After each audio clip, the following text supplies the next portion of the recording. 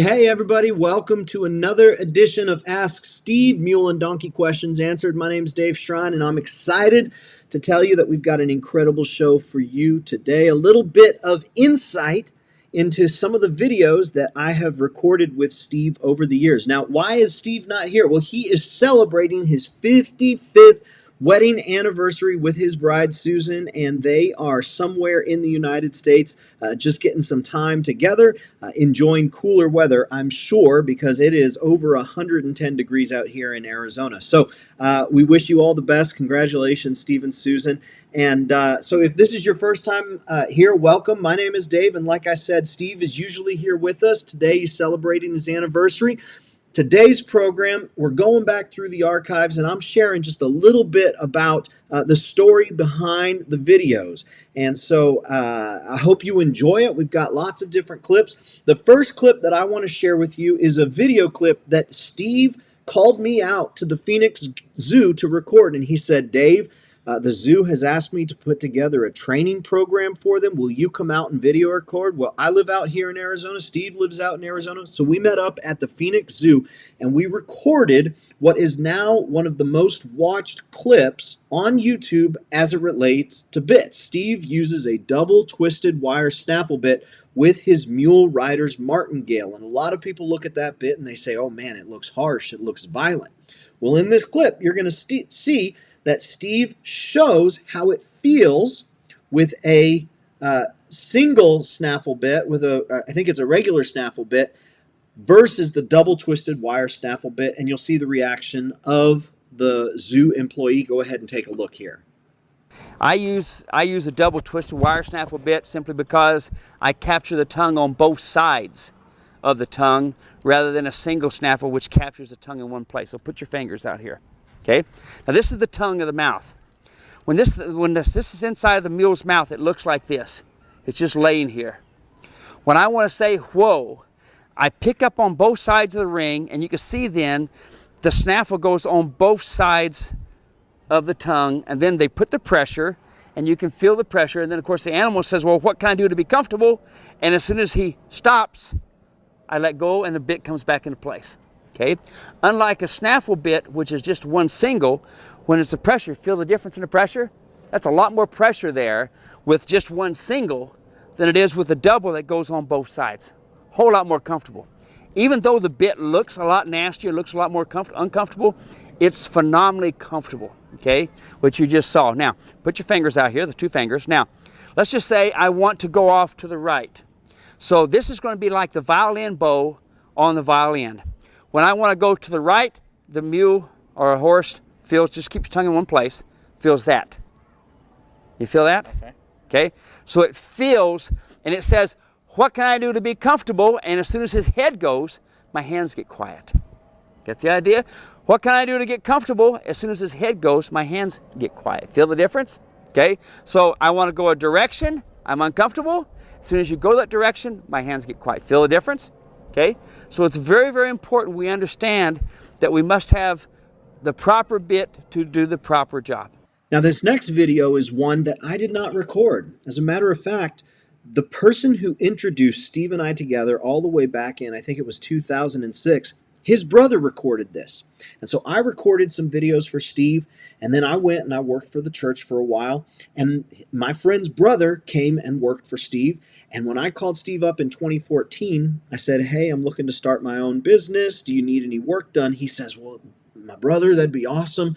Our videographer, he's moving on to something else, and it'd be great to work with you again. So this video is actually one I uploaded, but I didn't record. It was recorded while I was away. Still a great video. I hope you enjoy it. Now what we're going to do is he's going to flop the stirrups around on each side.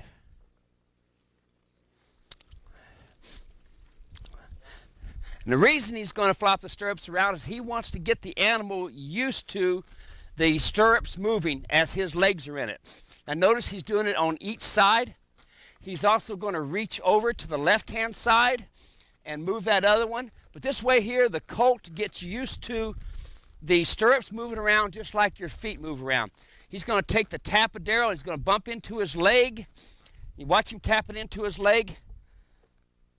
Now remember, this colt has had 2 months. Did you hear that? 2 months of foundation training to where these things are not a bother. I want to get as much of this stuff out of the way now so that the day we climb on, we want our rides short and quiet. Short and quiet. Okay? Now, what Kenny's going to do now, we're going to move the mule over a little bit, and he's going to get a hold of the reins, and he's just going to step up in the rein in the stirrup on the right and on the left side. And you're going to see him first. He's going to, you're going to do the right side first? Okay. Let's move you around here where people can see it. Now remember, this mule has never been sat on before. So what he's going to do, he's going to shake the stirrup, shake the saddle so that the mule gets his foundation.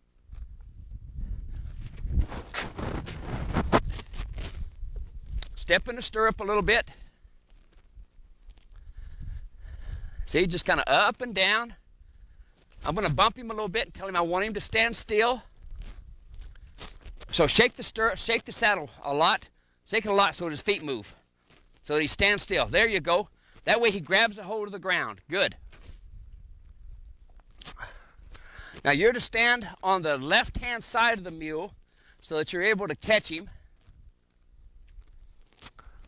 And see, the mule's just kind of looking around, no big deal.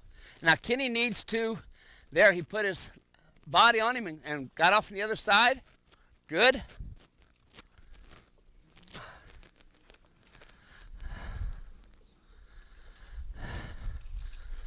And you see, this colt, he's had a lot of things done to him, so it's no big deal. Look at his ears.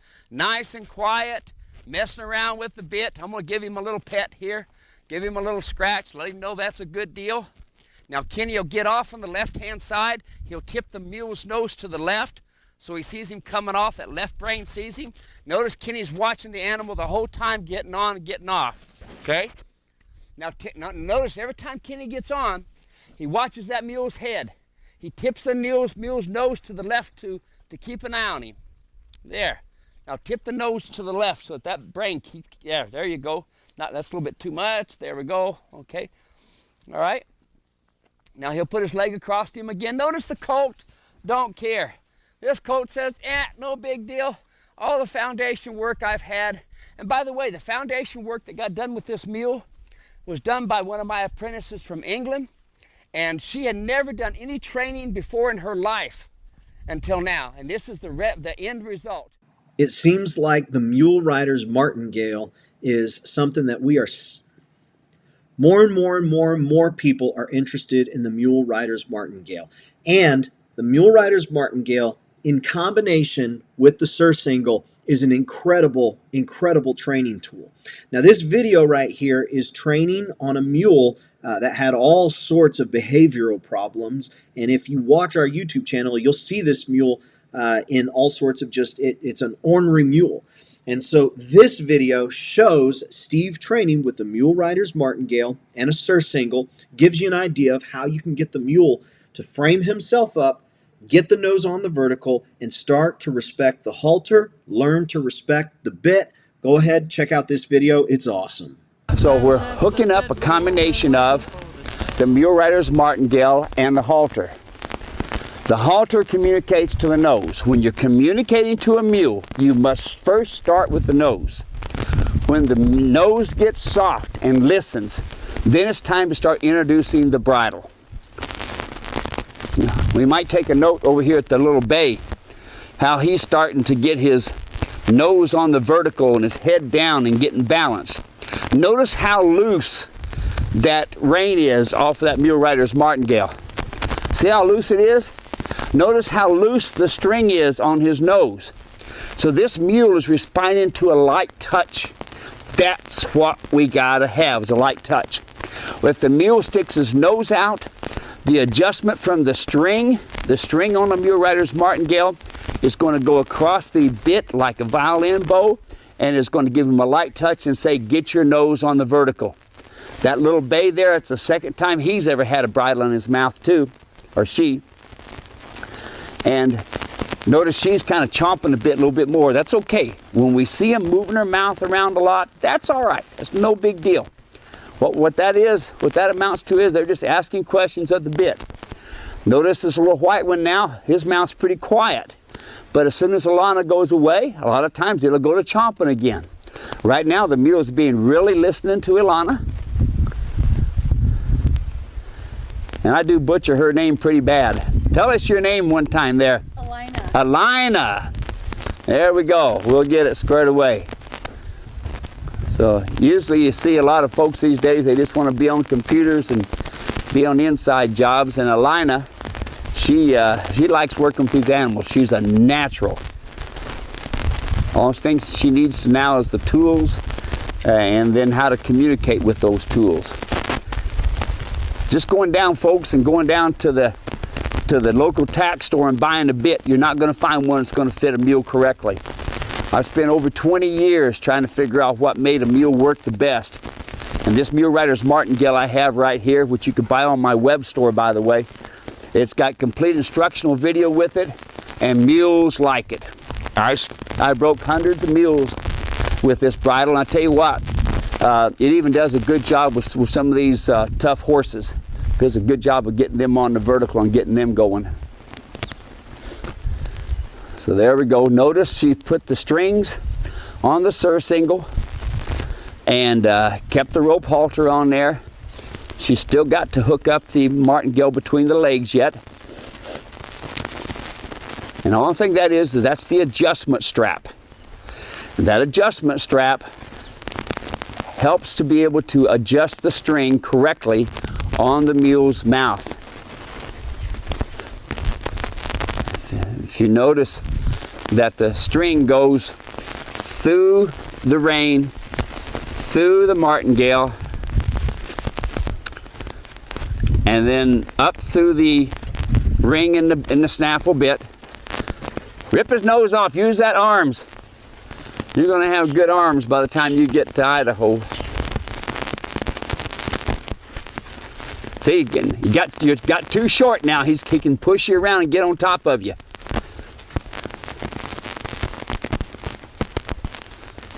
Wiggle it back and forth so there you go, so he stays out of your space. Atta girl. Folks, these mules can take you out in a matter of seconds. When you go to see a good trainer, you make sure they're a good trainer. Listen to a lot of folks as to who's trained a mule, who they've trained mules for, and this sort of thing. That's one thing I've done is started my apprenticeship program, and that's what Elina is doing. And she's going through my apprenticeship program, and she's going to be a certified Steve Edwards trainer, and she'll understand all the basic foundation. This is not just going to be her first class. She's going to be here for 4 weeks. She'll have over 140 hours worth of training, all kinds of different animals. There, look how quickly that mule is getting his nose on the vertical. Good job. Good job. Notice how the reins and this sort of thing are all loose. They're not tight. The mule is naturally going to put his head down and look to be soft. He's thinking, how can I get this bit to feel good in my mouth? And the idea is the nose goes on the vertical and the head goes down and the mule is balanced. Top of the hip, top of the wither, top of the head, all the way across. Balanced, framed up. There, see that mule going off? That's nice. Nose, this is only the second time. Nose going on the vertical and head going down. The mule is packing that bit. That bit is hanging down, clear down, bumping the canines on his mouth. Now remember, on a John mule, they have canines.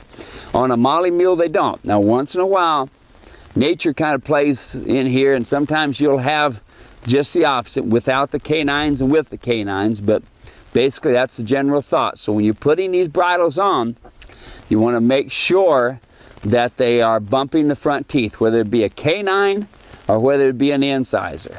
Okay, we'll let them go. And how long do we let them go? They may be in here 2, 3, 4 hours, but we never put a time frame. When we start seeing them consistently, nose on the vertical and head down and staying that way, we then come in here and move them around to the right and to the left, and when they're keeping their head down, their nose on the vertical, then we can put them up. It may be a half an hour, it may be 5 hours. but we leave it up to them. When they get soft and supple, nose on a vertical balance, then we take them out. Now, I told you that back in 2014, I started working with Steve again, and it would be a few years later when we started doing our very first live stream. But the first video project where I went out on location was out in Lower Buckeye. It was out here in Arizona, and we met up with one of Steve's clients, Catherine, and she had a mule that would not go into the trailer. And so I came out there with my little camcorder, whatever I had at the time, my little family camcorder, and Steve started doing ground foundation training, at least what I know now as ground foundation training. And he spent almost the entire time ground foundation training, and at the last little bit, trailer loaded. And I couldn't figure out, we're out here not for ground foundation training, we're here to load the trailer. Well, turns out that the reason why the animal didn't want to go into the trailer, or at least one of the reasons, was because there was not a good foundation. And so this is actually a clip taken from the trailer loading video that's available on Steve's website, and it's just incredible. He spent all this time ground foundation training, and then finally that mule didn't want to walk into the trailer, but he did. Check out this video. Awesome, awesome footage. So I'm going to take my come-along hitch. It's wax-coated. It's 24 foot, 2-strand. And it's going to communicate to just the right places. Now remember I said the mule needs to learn comfortable, uncomfortable. All right, so with it being comfortable, uncomfortable, he's also looking for a release. So as soon as he does correct, I want to make him comfortable and say, that's what I'm looking for. And then he'll start saying, oh, if I do this, you're going to give me comfort, and I'm going to get comfortable again. Okay, so that's what the come-along hitch does because of the release. And I'll show you that how this goes here. Give me a good mule. I cannot emphasize enough disposition, disposition, disposition. I don't care about color. I don't care about age. I don't care about training. But if we got a willing disposition like this here, oh, head drops and life is good. It's not a matter of a lot of wet saddle blankets. It's a matter of if I get a disposition, I can do things a lot quicker, a lot easier. So I take my rope and I kind of scratch on him a little bit and I bring it on up. Okay. And I love it when they drop their head. Okay. And then I go, I'm not that short. Come on down here. All right. So I go right to left. I come around again, right to left. The second one goes above the first one. All right? Then I feed with my right hand. I pull up with my left hand. Now notice how the head is staying down. Right ear first, left ear second. Now, at any one time, what I don't want to do is be training and my thought is to only put the come-along hitch on. That's not it. What I don't want to do is have the head up in the air when I'm trying to put the come-along hitch on. Right. When the head is down, nose tip to the left, I've got all 5 major neck muscles loose. I've got relaxation. That's what I'm looking for, okay? So it's not important to put the come-along hitch on. It's important that I put it on with his head down, nose to the left. If his head is up and he's moving around a lot, I'm going to stay right there until he gets quiet. Steve and I live about an hour away from each other. And so if we want to record, it's not just like, going next door, knocking on the door, and bada bing, bada boom, you've got a mule and you can start training. So one of the things I wanted to do was to get Steve to begin talking. And actually, this next clip is the genesis for what we now do every single Tuesday is the Ask Steve show. I called Steve on Skype and I said, look, I just want you to talk. I want you to encourage people. They're going to get out there and they're going to try to get results with their animal and they're going to be frustrated. And if you've worked with a mule or a donkey for any number of time, you know how frustrating it can be to feel like you're doing everything right and you're really invested in the animal, both financially and time-wise and emotionally, and they just don't want to listen. So I said, Steve, just talk to that person who's been working real hard and not getting the results and encourage them. And here's what he had to say. You know, folks, the mules are the most fabulous animal, equine that there is. Extremely smart. We look back in from the biblical days all the way up, and we see how smart they are. They can outsmart you, and I know a lot of you have been outsmarted by that mule. But let me tell you, that mule is really looking for a friend, but he's looking for a leader first. And if you'll show leadership, you'll find this mule will follow you and do more for you easier. Okay. Now let me give you an idea. A mare, she'll pin her ears and she'll say, "Don't come no closer."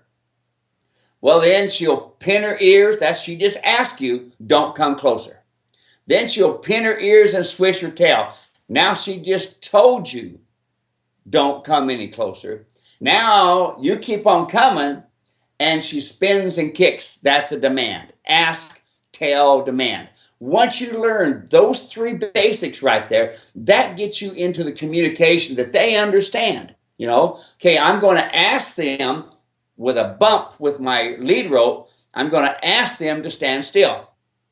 They want to move around. I'm going to go bump, bump. I'm going to ask, then I'm going to tell, and they still keep on moving around. I'm going to demand. I'm going to keep jerking and jerking and jerking and jerking on that rope until them feet stop. See, the mules care more about their nose than they do their mouth. So what did I just do? I just spoke the language that Mr. Mule understands. Ask, tell, demand.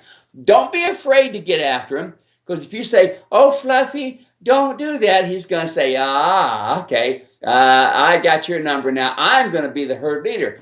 And that mule will try to be the herd leader. But it doesn't take a whole lot of strength. You don't need to have strength. You just need to outthink them, okay? So ask, tell, demand. Now, there's some other things you need to consider. You need to know how to use your voice. Guess what? Shut up. You don't need to say, "Okay, Fluffy, it'll be fine this way." He doesn't understand that. He understands comfortable, uncomfortable. So ask, tell, demand, comfortable, uncomfortable. So the riding communication when I'm in the saddle. Voice, I'm quiet. I try to say next to nothing, especially in the very beginning when I'm trying to build a foundation. So my voice, now my hands. My hands are important. My hands do not get a hold of both reins when I have a shank bit. When I have a snaffle bit, yes, my hands are going to be communicating. Otherwise, one hand on a shank bit, and that's all. Two hands, you pull on them, you're going to make them tight. So voice, hands, now your legs. Use your legs from use your calves to ask, side of your stirrup to tell, and then your spur to demand. Ask, tell, demand. Using the thought of comfortable, uncomfortable. They're just fine going down the trail. And now you want to stop. So you're going to make them uncomfortable. So as quickly as you can, you pick up on the bridle and you let go. Stop. Okay? If they keep on going, you just ask them. Now you're going to tell them. Now you're going to demand upon them. So just use those three things. Believe me, I can tell you that the majority of people who have contacted me with problems, they've also tried to take them to a professional trainer. I'm going to tell you, if you take my DVDs, watch and see how I do it. It's very easy basics. You can do this yourself. You don't need to be a professional trainer. "Oh, Steve, what if the mule bucks?" Look, he can buck even if he is well trained. It's part of his life. Part of it. You take my DVDs, and I can tell you I got clients all over the United States, all over the world, that have taken my DVDs and fixed the problems themselves. The downside of a lot of these trainers, they'll fix the problem, but they've also added 3 or 4 other problems, like the saddle sitting on top of the scapula, using a horse saddle. The majority of them are using horse saddles. They don't use a breeching. So follow my simple guidelines. You can do it. You don't have to weigh 200 pounds and be full of muscles. All you got to do is use simple, consistent teaching that I show on my DVDs. Hey, you can do it. Get in there, give it a try. And if you need me to help you, call me. Call me. I'll answer that phone. And if I don't answer it right away, I will call you back. I will get back to you and help you out. So what a lot of folks don't realize is I actually have this much understanding when it comes to mules. Now, I know all the answers because I've spent over a decade with Steve learning all of the answers. But when it comes to having the head knowledge and then the practical knowledge and the understanding to go out there and apply it, I just don't have that. But one of the gifts that I do have that comes along with this ignorance is I can just ask a whole bunch of questions and Steve will be like, hey, these questions are perfect. Well, it's because everybody starts from zero. And so maybe you've been around mules and equine for a while, but you had to start somewhere. And maybe you're watching today and you're just getting started. Well, I ask the questions that many folks have been wondering. And one of the questions that I asked Steve was like, can you help me understand the bit, the different types of bit, what I want in a bit? And so I went out to his ranch. I filmed this video with him years and years ago. But Steve gave me a little bit of information on bits. Check this one out. These days, you can walk into a tack store and you see all kinds of bits, pretty bits, ugly bits, and pretty ugly bits. All kinds of ways, because people think, oh, by golly, I want the one that's pretty. Oh, look, it's got some engraving right here. Now, that's the bit that I want because it's pretty. It's got the engraving on it, really makes it neat. No, no, no. What works best for the mule? Oh, but Steve, it looks like your bit has got a little port in it right here. You know, it's got some shanks on it, and it moves. No, this is not a bit for a mule, okay? Get rid of it. Oh, look, Steve, I got a bit like yours. It moves on each side, moves in the middle too. I've never seen a mule yet with a square in the roof of his mouth. That's not the bit for the mule. Oh, look, Steve, I've got a snaffle bit where it breaks in the middle and it bends on each side and I got some shanks. Now I got control. You have control, but you don't have refined communication. When you start getting shanks, that means you're going to be doing less. If you were really riding, you'd ride with a piece of hay twine right here, and that's all. That's not the bit. What I have learned over the years watching these animals, number one thing that you do is you first balance their teeth. You go to a good dentist, get their teeth balanced, get their wolf teeth pulled. Now you got the mechanical out of the way on the mule. Now let's start building a foundation. You first go with my mule rider's martingale. Then you go into the finished bit. My mule rider's martingale is meant for two things. For building a foundation and for fixing problems. Because the communication comes from the corner of the mouth. All right? As you progress in 3 months, training 4 to 6 hours per week. That's all. 4 to 6 hours per week. Over a 3-month time frame, you then can start progressing from the mule rider's martingale over to the finished bit. And by the time you're with 6 months, training 4 to 6 hours a week, and I'm not saying put all that in a weekend, spread it out. You don't have to train every day. Worst thing you can do is train every day. Spread it out. If you train at the first of the month on the 5th, and you don't train again till the 25th, that's okay. If you build a foundation, it's correct, the mule will respond accordingly. You do not have to train every day. What do I use? I found out a long time ago. Correctional mouthpiece. Notice how it bends in the center here, back and forth. It just whisks the roof of the mouth. It's not a cruel bit. It's a very nice, quiet, easy bit. Notice it bends on the sides. And notice it rusts. It rusts. Why does it rust? Because this bit has got sweet iron in it. Sweet iron makes it feel good to the mule. And my shank, this happens to be my wife's bit. It's a custom bit. Yeah, we've added some gingerbread to it and make it kind of fancy. And this sort of thing, a little silver and some silver dots in as well. But notice the military shank. This right here gives me leverage where I barely pick it up. Notice my reins are nice and light. They're an 8 braid, and they're done out of parachute cord, and they're done in a round braid. Notice no snaps. Snaps. Go home, take your spoon, tap on your teeth, and tell me how good that feels. That's what happens when snaps are bouncing on that bit and tapping on those teeth. No wonder your mule's gapping his mouth and throwing his head. All right? Now, so go direct in there, nice and smooth and easy. Have 8-foot split reins. Do not tie them. If you tie those reins and it gets caught on a branch, or if it gets caught on his legs. I've seen plenty of times, plenty of wrecks to where they reach down to get a drink. They get their foot over top of the reins. You've got reins tied together. The animal flips over or knocks you down in the water and makes a heck of a mess. So I like split reins. You could put a bat on the end if you want, just something for some weight.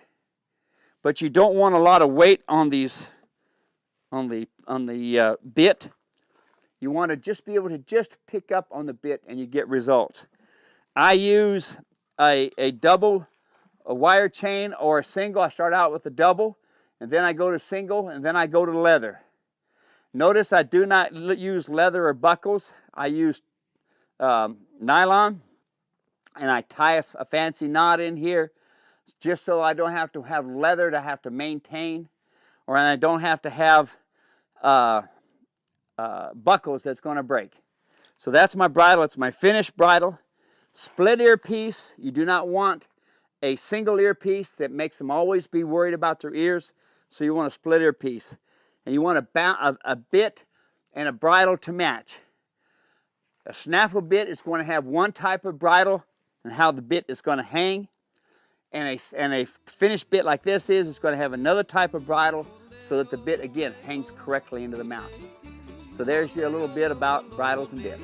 So we already watched a clip from the trailer loading video that we did out in Lower Buckeye. I think that's what it is, Lower Buckeye. Great video. Well, one of the things, let's see. So we already did a video. So we already talked about that video that I went out and recorded about Steve loading up and doing ground foundation training and teaching the animal to load into the trailer. One of the things that was shocking about that is that the client had said, I think she said it was like 7 grown men had to work super hard to get this animal in there. That's dangerous. When you've got 7 grown men having to get an equine into a trailer, that equine is not willing, and that equine not being willing means he's going to make it hard on you, and there is risk for injury to the animal, and even worse, risk of injury to you. So I said, Steve, we need to promote this trailer loading video. I just need you to talk a little bit about trailer loading so that people understand what's all involved, and maybe they'll, be able to get some insight into how they can improve their trailer loading. And here's the little commercial that Steve filmed for us. These days we're taking our animals all over the United States, and we do it by trailer. And I find that the safest trailer that we have today is your slant load trailer. It's open, each one of the doors get out of the way, the mule sees lots of room to be able to go in and out. The downside is one day some little problem happens and the mule now is afraid to go in there. That's when you find out if your mule is truly halter trained. Because all of a sudden you start to walk and all of a sudden the mule says, I don't want to go. So that means your halter must be properly adjusted. We want to make sure we don't go past 3. So we're going to ask, tell, demand. So I'm going to ask my mule to go forward. That's my number 1 step.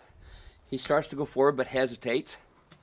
Then I'm going to tell him to go forward. And if he doesn't want to do it, then I'm doing something incorrectly. Also, it could be that the halter's not adjusted correctly. So I'm going toward the halter. I'm going toward the door. I go off here to the left a little bit. Then I go off to the right. Then I bump him forward again. Don't keep on doing it. Don't come up to the gate, turn around and go back. Come up to the gate, turn around. Don't do that because you're giving him what he wants. And that is to leave this spot. He figures this place here is a really uncomfortable place. He's been hurt in there. Something's went wrong. Who knows, whatever it is. So if you go up to the door, turn around and go back out, you're giving him what he wants as soon as he turns around. Even if you just tie him to that spot and just leave him there, that's okay. Guess what? He has to listen to that halter. When he pulls back on the halter bumps him on the pole. When he goes over to the left, it bumps him on his nose. Bumps over to the right, it bumps him on the nose. If the halter is adjusted correctly, 2 fingers above the nostril and each not in the nostril, as you'll see in my other videos, he'll respect the halter. And remember, no pulling. Always bump, bump, bump. In my video, you've seen where I've worked with a mule that didn't want to go in the trailer. and that mule dragged me all over the place. But in result, the mule went in. But you never did see me keep on training and doing the same thing over and over again. Because if you do it a third time, it now becomes a habit. It now becomes a foundation. So you only do it twice. The demanding only comes in when you've done it and the mule knows. Then then he says, I ain't going to go. Then you're going to go into the demanding stage. But when you're training, never do it over 2 times. If you do it over 2 times, they're going to know that that's fact for them, and you don't want to do that. So I load him 3 times. I go put him away. I load him 3 more times. That's 6. Load him 3 more times, 9. 3 more times, 12. Now I got a foundation. Now if he go up to the gate and he says no, I'm going to ask him bump. I'm going to tell him bump, bump, and I'm going to demand upon him. Bump, bump, bump, and really make him sore. So the big thing with trailers is today's trailer is far superior. We have a better axle assembly. We have better roads. We have better pulling and things like this. Can some of them get in there and be all sweaty and nervous? Yeah, just like you and I. We'll get in there, but I've loaded this mule 50 times, Steve. No.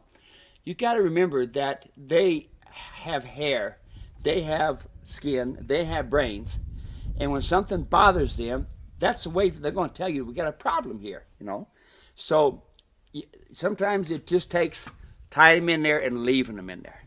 Okay, Stevie's pawing. Take 18 inches of heavy chain, put it on a strap, put it above the knee. When he goes to paw, the chain's going to hit him on the cannon bone, going to make him uncomfortable. When he quits pawing, pull the chain off, hang it up where he can look at it. And he's going to think, okay, when he paws, the chain comes off of here and goes down onto his leg. He's going to think, oh man, if I paw in this spot, are you going to get him to quit pawing? No. Pawing is part of their life. All right? It's part of the makeup. If they pause, they want something. In this particular case, I want out of here. But if you make him uncomfortable saying, okay, you paw, I'm going to put the chains on, he's going to say, oh, okay, in this spot, I don't paw. Okay? That's very, very important. Always tie with a quick release. Don't use those snaps. That's the quick release snaps. Those things there will make a disaster area. Always use a rope halter. Don't use nylon halters. Nylon halters brace. Make an animal brace. They get where they disrespect for the halter. If a properly adjusted rope halter is on that animal, like you're going to see on my videos here on YouTube, you're going to find that when that mule pulls back, that rope halter is going to mean more to him than that big web. You're thinking, oh, I'll put the web halter and be nice to him. No, you're going to teach him bad habits is what you're going to do. Take that web halter, hang it up on a nail, and just think the past is the past. I'm relieved at last. Be done with it. Thank you very much. We'll see you in the future. So now this next clip is real fun, and I'd like to do more of this. Matter of fact, Steve wants to do more of this as well. Y'all have some incredible stories, and the number of texts and emails and videos that get sent to Steve with pictures, just talking about the success that folks are finding, it's really, really an encouraging thing, and it keeps us going. Well, Steve had a chance to sit down with a lifelong rancher and just talk about the experience and lifestyles of equine, ranch, mules, donkeys, all of the above. And so he recorded that video. We put it online, and I'd love to do more of these interviews in the future. So be on the lookout for that. Here's Steve's interview with a lifelong rancher. Okay, folks, I want to introduce you to a very good friend of mine in New Mexico, a rancher, Rodney Henshaw. Now, him and I have been out most of the day along with my nephew, and it looks like you got a couple grumpy old men, but it's almost our bedtime, and we're grumpy probably because we've been up all day. Yep, we harvested 2 elk, and it does take quite a bit of time. We were at a place where we could not use our mules. So you're going to hear the conversation. Rodney is a working cowboy, working rancher. He is riding mules, and he does have some horses. He's been using my tack and equipment, and you can just hear us talking. But you'll see, we're tired. We look like a couple of grumpy old men, but I think you'll enjoy what Rodney has to say.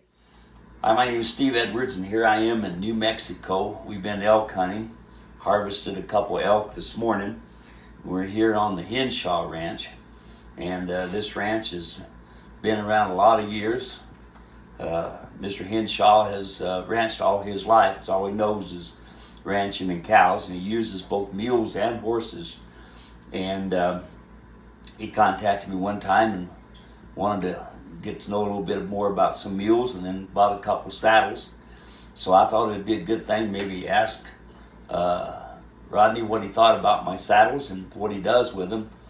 And so I'll introduce you to Rodney Henshaw. So Rodney, how long you been in this part of the country? All my life. All your life. You got other ranching families before this? Was there a ranch family? No. No. This ranch here has been on my boys' mother's side, or on their mother's side of the family. They would be the fifth generation. Fifth generation. That's been here. Fifth generation ranching. Wow, that's incredible. So you use mules in this outfit? Mm-hmm. Is that right? Yeah, I love mules. They're easy keepers and they're sure-footed and smart. A lot smarter than a horse. And yeah. So you started riding my saddles a couple years ago, was it? How long's it been now? I believe it's been about 3 years. About 3 years. 3 years, and I've tried other brands, and I have to say that Steve saddles will fit any mule. They're well made, and another thing I like about them is that they're light. Some of these mule saddles you buy are just, they'll weigh 50 or 60 pounds, and it'll wear your animal out in a hurry. But, I really like his saddles.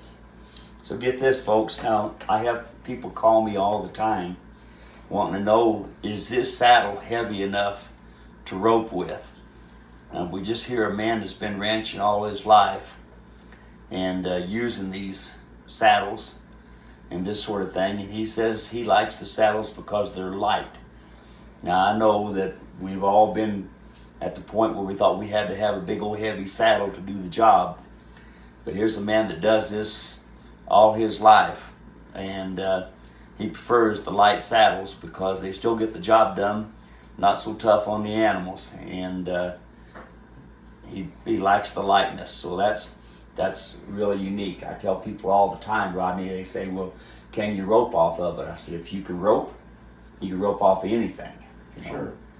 But most folks think you have to have big and stout, but I appreciate you sharing with us with that. And your wife rides mules too, I understand. Yes. Yeah. She also uses your saddles, and she especially likes them because they're easy for her to throw up on the mule. Mm-hmm. And you ride a cowboy saddle. Right. That's what you ride, and she rides the trail light, I think it is. She rides a trail light and a cowboy. And a cowboy, yeah. Well, good deal. Well, that's good. Well, folks, there you are, right from a rancher who does this all the days of his life, rides mules, enjoys them. You can hear how much he says, how much they're smarter. So we definitely got a rancher here that enjoys mules, but he also enjoys how the mules work with my saddles. Got any questions, folks, always give me a holler. Thanks for tuning in. All right, so the last video clip that I have for you today, really special. This is a video that was taken as people were leaving a Steve Edwards Queen Valley Mule Ranch live clinic. This animal did not want to go into the trailer. And so I was off talking with some other people, putting some video footage away, but I noticed that the animal was having a hard time going into the trailer, and Steve walked over and took about 10 minutes diligently being patient with the animal and moved the animal into the trailer. I think you're really going to find this super special. Enjoy.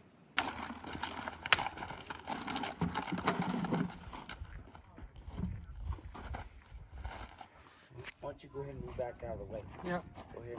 You don't need to have a lot of things to pay attention to.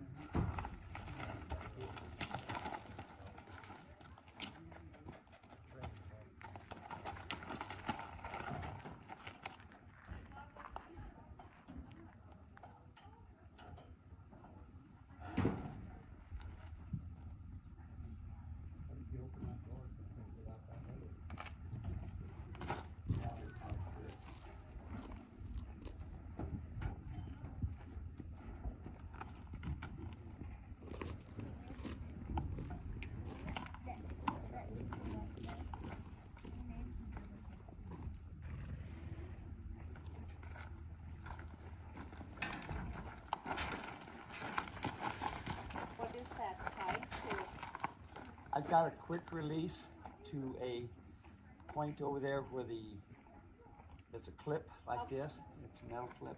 Okay. And Just from my knowledge. Sure, you bet.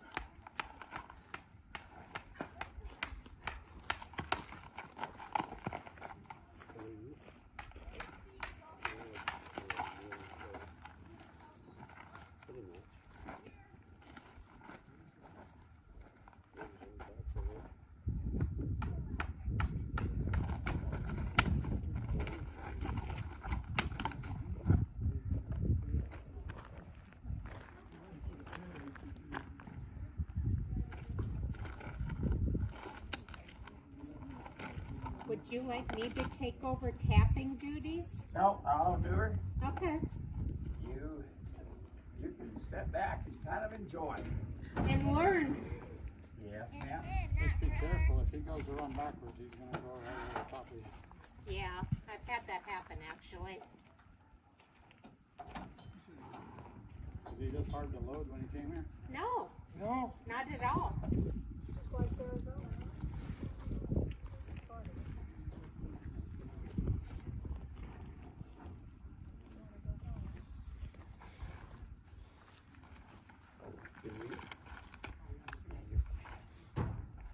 Yeah.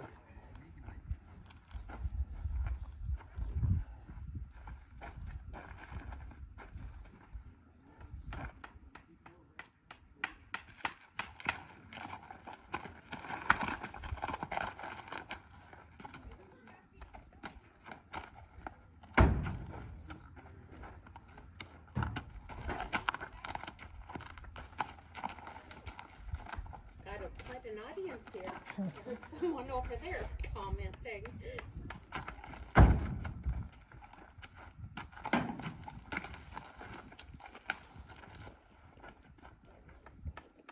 I think he just wants to be a video star.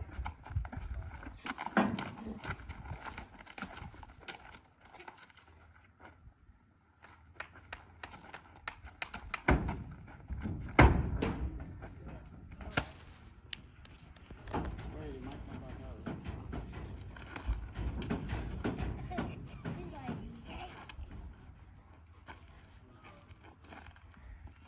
In that case, it's okay to tap him on the nose. I don't mind tapping them on the nose if they're going to come in after me. Okay. Not a bad deal at all. Okay. You know, the little mule just doesn't have the respect for the halter, so the best thing you can do is get the Surcingle going.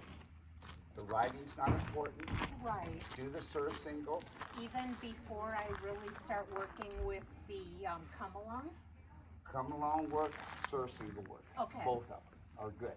together. Yes, well, you Okay. can do Surcingle work in the morning, come along in the afternoon, or whatever you decide. Okay. The big thing is he hasn't had enough of this come along work, so he's got no respect for it. Yeah, because I couldn't get it on until Yeah. today. But And so that's okay, but look how far you come. You come a long ways, my goodness. thank I'm you. so proud of you. I gotta give Thank you a hug. you. I gotta give you a hug. well, thank you for being such a wonderful teacher. Thank you. So, but you see how you did it. You took your time, but now you've got a foundation. Now you know what to do. Right? Does that make sense to you? Now notice I didn't whack them on the legs. Right. Only thing that's going to do is make them brace. I Okay. tapped on the point of the croup, and I increased the intensity.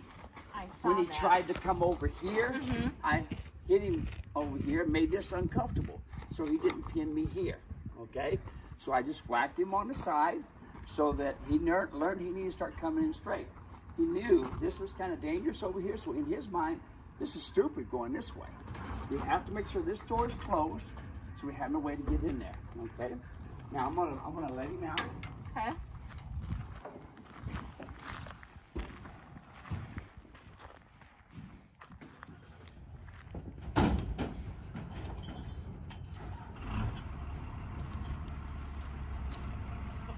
I don't care if they back up or if they turn around and come out.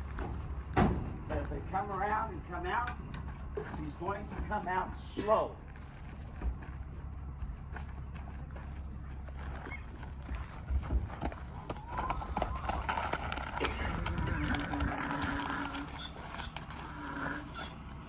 Remember this, Julie?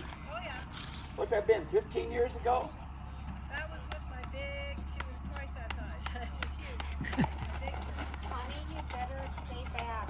I don't want you getting hurt. Yeah, you stay down that way, buddy. You're doing good.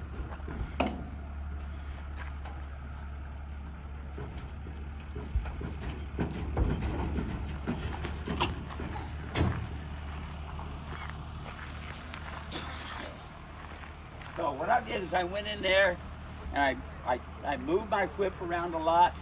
If he tried to come toward me, I tapped him on the shoulder, tapped him on the nose a little bit, it's fine. He needs to understand he can't come out of there whenever he wants to. Now when I ask him to come out, now watch this.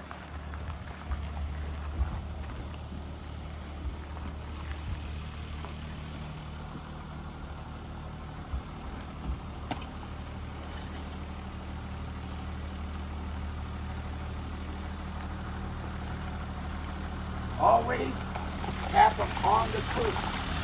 No place else. The croup. That's forward motion right there. Okay, direction is closer.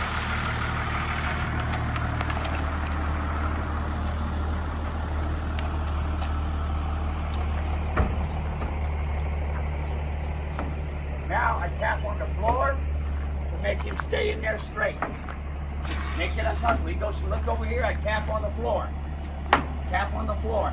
Make him stay in there. Okay, now I'm going to ask him to come out. We did this at Bishop with Julie years ago, 15 years ago, and that mule wouldn't load. There was a bugger.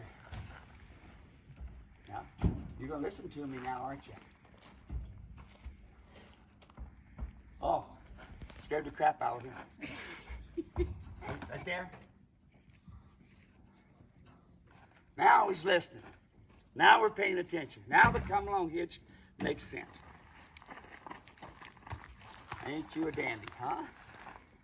Good for you. All right, let's go back and do it again. This is the third time we're done. Direction, impulsion. Tap on the floor. You stay in there. We're good. All right, now we need a halter to tie him up in this sort of thing. All right. Okay, I'm going to bring him.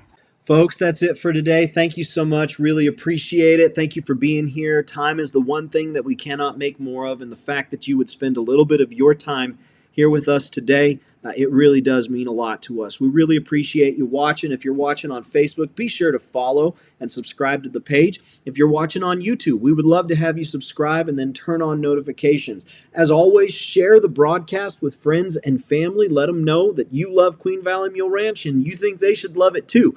The only way that they can fall in love with Queen Valley Mule Ranch and Steve Edwards, like so many of you have, is to let them know. So share them, a link to our Facebook page or YouTube. You can go to muleranch.com, find all of the things that Steve has put together product-wise, instructional video-wise. And of course, you can find all of our F-bomb free stuff on youtube.com. And I hope you enjoy it. Thank you again. God bless. And